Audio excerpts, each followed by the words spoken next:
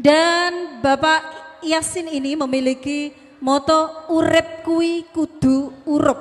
Baik, tidak usah berlama-lama, kita sambut dengan meriah Bapak Yasin As'ari SPDI dari kelas Ngawi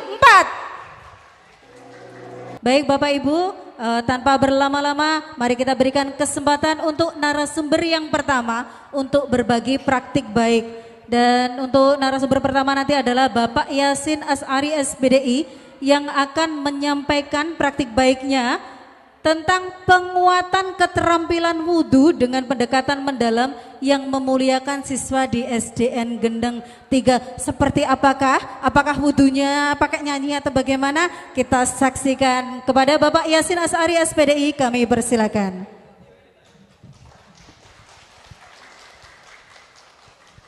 Terima kasih. Assalamualaikum warahmatullahi wabarakatuh. Waalaikumsalam warahmatullahi wabarakatuh. Terima kasih. Ciri khas salamnya guru agama. Dari tadi kan guru kelas, kepala sekolah. Alhamdulillah pagi ini guru agama juga dikasih kesempatan untuk maju. Sekali lagi saya doakan yang menjawab salam saya dilancarkan rizkinya. Amin. Segera cair sertifikasinya. Amin. Segera lunas hutangnya. Amin. Yang CKS teman-teman saya segera diangkat menjadi kepala sekolah. Amin Allahumma. Amin. Assalamualaikum warahmatullahi wabarakatuh. Waalaikumsalam warahmatullahi wabarakatuh. Alhamdulillahirabbil alamin wassalatu wassalamu ala asrofil anbiya'i wal mursalin wa ala alihi washabihi ajmain. Yang terhormat Bapak Ibu semuanya yang ada di sini, yang tidak saya bisa sebut satu persatu, yang saya sayangi teman-teman saya Ngawi 4, SD Ngawi 4, luar biasa. Yang saya takdimi selaku fasil saya Pak Marsudi sama Bu Arum yang luar biasa selama 3 bulan ini setelah mendampingi saya di kegiatan kali ini. Bapak Ibu, langsung saja di sini nanti saya cuma bercerita, berpraktek-praktek, tapi curhat saya Bapak Ibu. Selama 3 bulan ini saya akan membandingkan ketika saya mempelajari pembelajaran mendalam dan sebelum saya mempelajari pembelajaran mendalam yang saya aplikasikan ke anak-anak melalui mata pelajaran saya, yaitu pendidikan agama Islam.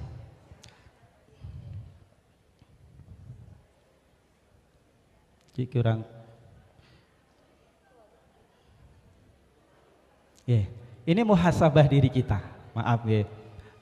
Ada sebuah hadis Rasulullah yang perlu kita renungkan bersama-sama, hadis riwayat Bukhari Muslim. Bismillahirrahmanirrahim. Ala inna fi jasadil mudghah.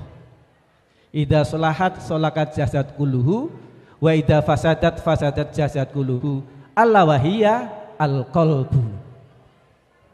Di dalam diri kita, ngendikane Rasulullah, itu ada segumpal daging.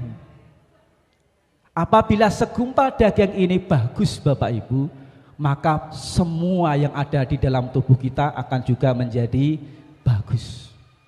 Tapi kalau segumpal daging ini tidak bagus, dalam artian jelek, semua juga akan menjadi jelek. Kita tarik di dalam pendidikan mendalam. Ada olah rasa, olah hati, olah fikir, dan olahraga. Saya fokusnya kepada olah hati Bapak Ibu. Sebagai pengajar, sebelum mengajar, tadi sudah dikatakan Ibu yang materi berapa, sebelum mengajar kita harus berdamai dulu dengan hati kita. Bagaimana caranya berdamai dengan hati kita? Maka hati kita tata dengan baik, niat mengajarkan dan memuliakan anak-anak kita. Setelah kita tata, maka insya Allah tujuan untuk memuliakan anak akan mudah tercapai. Hati ketemu hati yang baik, maka tujuan yang mulia akan mudah kita raih. Nah, hati ini memang perlu di dalam pendidikan mendalam, luar biasa. Saya sangat setuju Bapak Ibu. Karena hati itu kecerdasan emosional yang ada hubungannya dengan kecerdasan spiritual. Nek wis cerdas secara emosional dan spiritual, maka akhlak anak-anak kita akan menjadi luar biasa. Harapannya apa?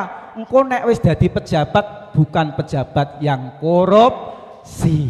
Nah, Maka ayo hati anak-anak kita gerakkan menjadi anak yang baik. Intinya hati ini gurune dhisik. Nek hati gurune dhewe wis ora sehat, piye arep nyatne hati ini anak-anak kita. Umpama anak-anak kita menjadi seorang kepala sekolah, maka anak-anak kita harus menjadi anak-anak yang amanah tentunya. Karena apa? Hati. Makanya olah hati itu penting bagi kita. Menurut saya kalau boleh saya usul, bukan olah fikir dulu yang kita rasakan, tapi olah hati dulu yang kita garap lebih dahulu. Nah, selanjutnya Bapak Ibu mungkin itu dari saya ya. Jadi penguatan keterampilan wudhu dengan pendekatan pembelajaran mendalam yang memuliakan siswa. Keresahan saya, ketika saya mengajar, guru agama niku cenderung senjata utamanya adalah menggunakan media ceramah.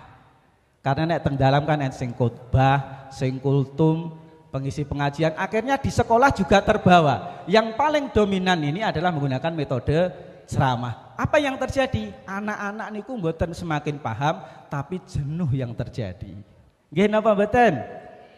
Gimana? Saya napa saya? Nah, akan seperti itu, jenuh.